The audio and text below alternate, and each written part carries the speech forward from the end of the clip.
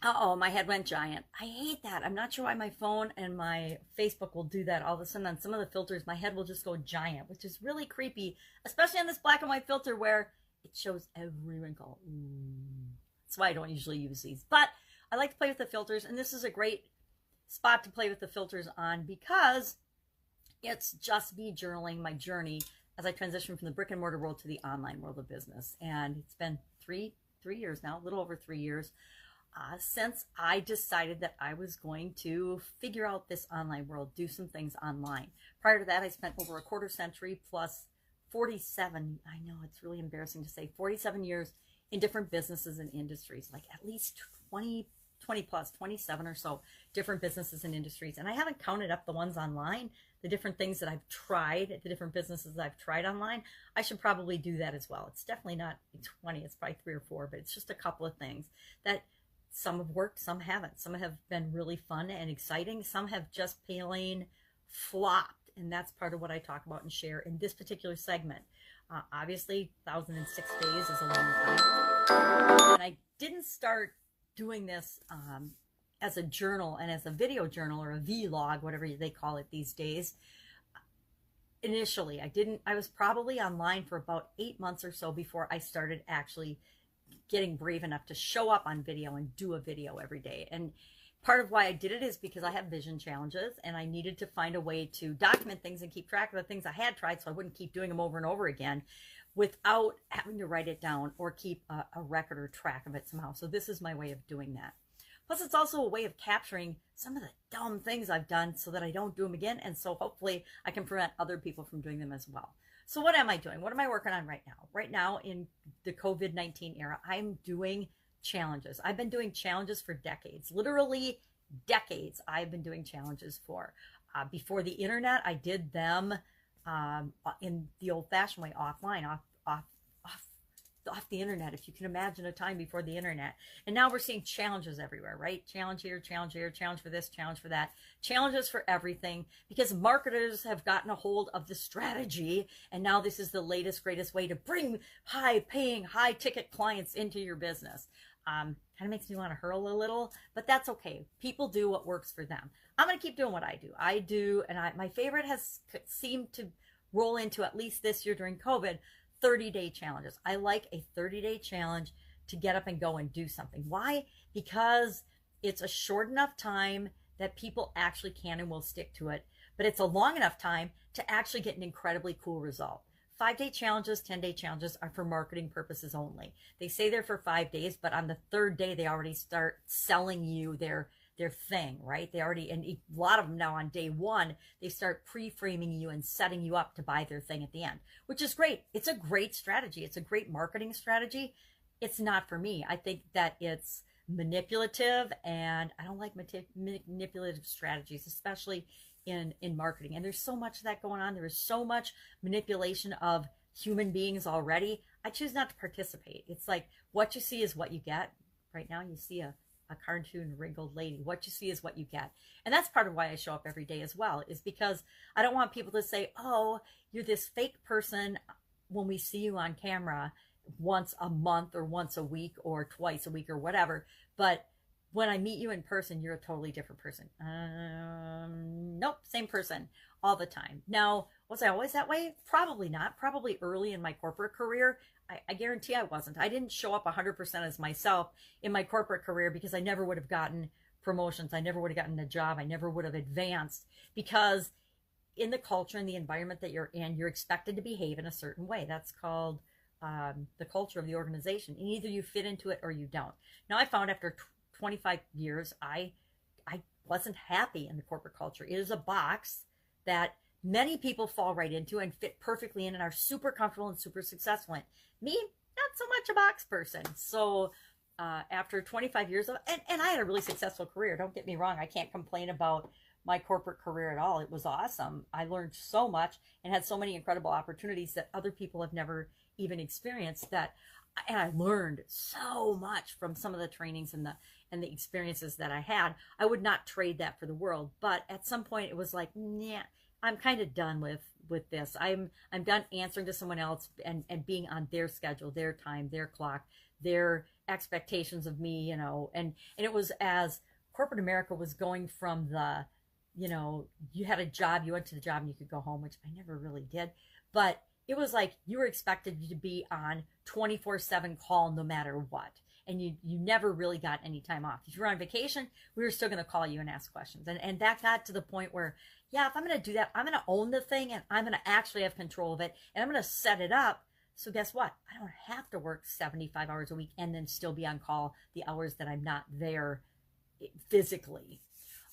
So started doing this. So challenges are my thing now. I'm just finishing up the Get Up and Go 30-day challenge. This is the 4th time I've gone through it. Different challenge every time. A lot of people will do a 5-day challenge and then they do it over and over again every 6 weeks or every other month to bring new people into their high ticket program or their coaching program or whatever. I just do it.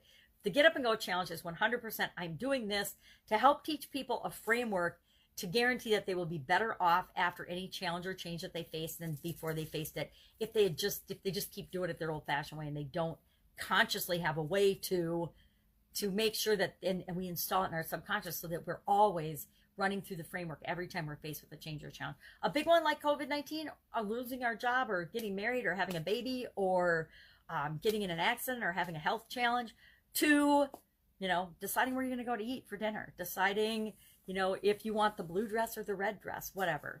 You can use it for everything. It's basically a framework and a foundation that will make sure that you always end up making the best choice for you. Might not be the best choice for anybody else or your best friend, but it is the best choice for you at the time that you make that decision or choice.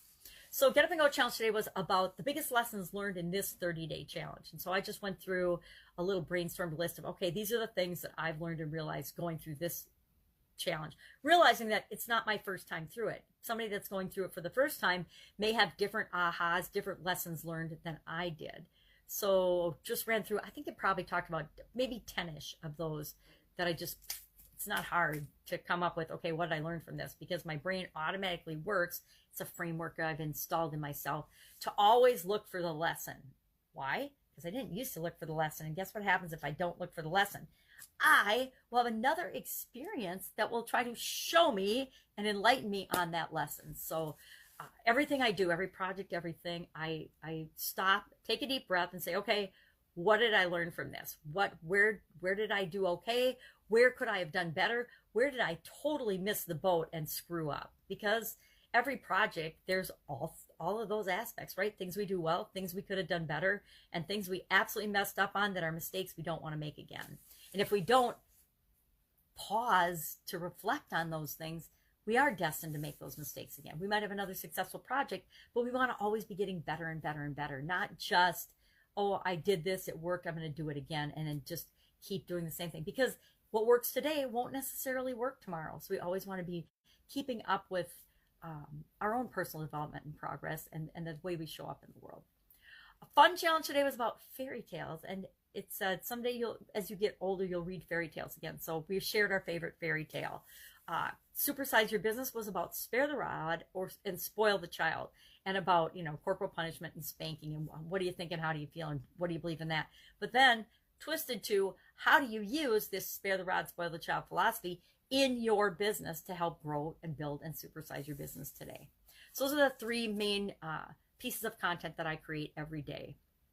Plus, I do a practice run on my Facebook profile of the idiom of the day. And I talk about that more toward, hey, this is the idiom, this is what it means, this is where it came from, and this is how you could use it in your life right now, and maybe some examples or stories of that. And then I tweak it to be with respect to business for my Supersize Your Business page.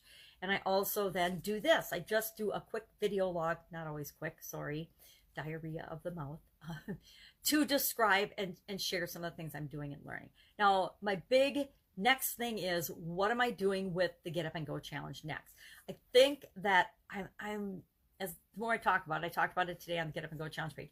I'm thinking that I will do another Get Up and Go challenge for the month of December. I think December, the end of the year, is a great month because people have a lot more free time, believe it or not, because we're not going out shopping right now. We're doing online shopping this year for sure. Although things like the Mall of America are open. I haven't been there, but I have friends and family that have been there. So there's places that you can go still. I guess I was at a mall to do a pickup for my daughter of something that she got, and there was like nobody in there. It was actually, you got your mask on. It was super comfortable to shop because there's nobody there. I suppose that might change during the holidays, but I think the stores in our area have limits on them, how many people can be in and stuff. So I am health challenged, so I choose to be careful. I'm in that age group now where we've got to be careful. I've had health challenges in my life. I need to be careful. That's my responsibility. I want other people to be safe and things too, but I'm not going to freak out and stop my life because there's a virus going around. There's guess what? There's always viruses going around, right? Anybody had a cold? Anybody had the flu? Me? Every year, right? And I'm still here. So I need to decide what I want to do with the Get Up and Go challenge. I think November I'm going to take off. We'll do a couple more days of the Get Up and Go October challenge. We'll do tomorrow. Tomorrow's the 31st. We're going to talk about each day, the summary, and then the 30 plus tools we talked about and covered during that challenge. And I think then for November, I'm going to go through and continue to cover a tool a day, just one a day. If I do more than one, it gets to be 20 minutes. So I'm going to say one tool a day for the month of November, what it is, what you could use it for, some examples of how I've used it and the results I've gotten in the past, and how you might use it right now. Sounds a lot like idiom of the day, doesn't it? So we'll do a tool a day for the month of November. And I think December 1st, we will start the 5th round of the Get Up and Go challenge for 2020. And that will be our fifth and final round of the Get Up and Go challenge. Again, those recordings, all of those previous challenges, plus all of the lessons in between the challenges are available on the Get Up and Go challenge page for absolutely free. They're also in a unit 6, for all the units in the Get Up and Go challenge, in the free Get Up and Go challenge group page, where it's a smaller group, it's a more intimate group, it's private, and you can comment and say things in there that you might not want to say in the public group, right? In the public page, not the public group, on the public page. It's a private group, made it a private group on purpose, so we can say what we want to say in there. Again, always be kind, treat people the way you want to be treated. So it goes without saying that we treat people kindly in there. But you can share some of your deepest concerns or questions or things you might not want to ask in a public group. You know, seems like nowadays everybody will go on Quora or Google and ask stupid questions and they don't think twice about it. But some of us don't like to look stupid, so we don't like to ask questions in public places. So those are the things I'm working on. Other things too, but it's a holiday weekend, so I consider Halloween a holiday. One of my favorite holidays actually is Halloween. I don't tell people that very often, but I freaking love Halloween. I've always loved Halloween, even, you know, as a kid and as an adult. I used to, before I got married, had a Halloween party every year. We had a Halloween costume party, and it was always just a blast and super duper fun.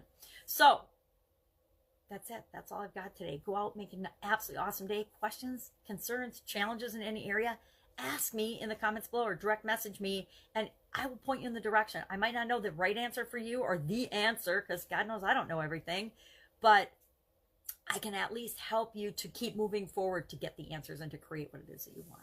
All right, have a great day. See you with you tomorrow.